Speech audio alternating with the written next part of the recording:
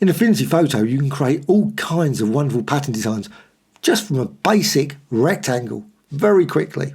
Go to the rectangle tool, select that, and you could use any other shape. You don't have to use just a rectangle, but I'm just going to go with this rectangle and then duplicate it. So layer and duplicate, or just hold down the Alt or Option key and drag. I want 3 in total. So 3 in total. The first one here, I'm going to select, I'm going to apply a blur to it. So filters, blur and Gaussian blur. And you can vary this setting. Now personally I want it to be about 38, 30, that sort of size. Reasonably sized, but not too big. Click apply. Then go to this rectangle, go to effects, click there, just add an outline. So highlight the outline, click here, then go down here and you can change the radius. So just increase that. Then you can make it maybe 6, just depends what size you want. So I'm just going to go maybe 5 or 6 and close. Top one, go for blending modes, and I'm going to go all the way down to erase. So now you've got this blurred effect. Now you don't have to use blue, you could of course use green or a gradient even. You have a gradient in that design, that's just as good as well. Now I'm going to select all of them. Whoops. Use the move tool, select all. So with all selected, then you can go to layer and down here to merge selected. All become 1 pixel layer. Then you can go to layer and new pattern layer from selection. So turns it into a pattern layer. The original layer is not deleted, still there. So once you've done that, you can go here, lock it and make it invisible. But also with this pattern here, you can hold down the Alt or Option key and drag and overlap it on the other design there. So it's just there. Now of course, depending on the size of the blur, you'll have more or less of the overlap. I'm just going to put it about there. I think that's about correct. Now you can select both. So select both those pattern layers. Then go to layer and down to merge selected. So they're both turned into a single pattern.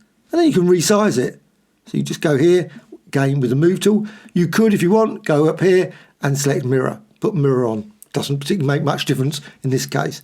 But if you apply some effects, it does make a difference. So probably a good idea to set mirror there.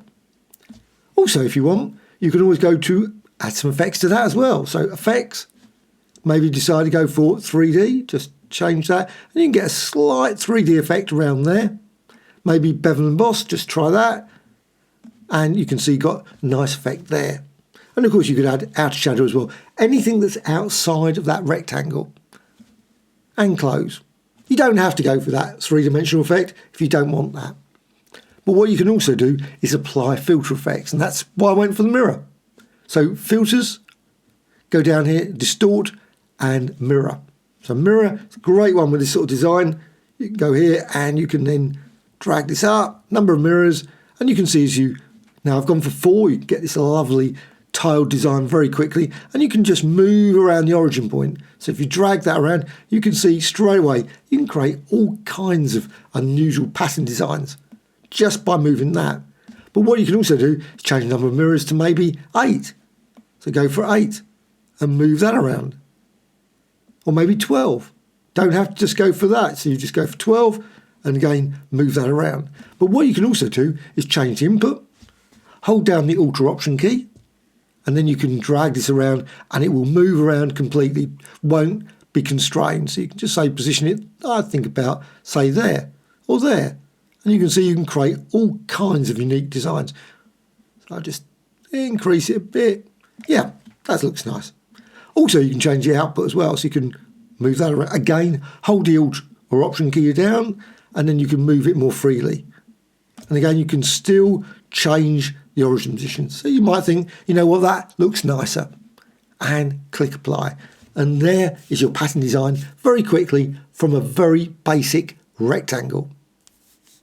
If you've got any questions, please let me know in the comments below.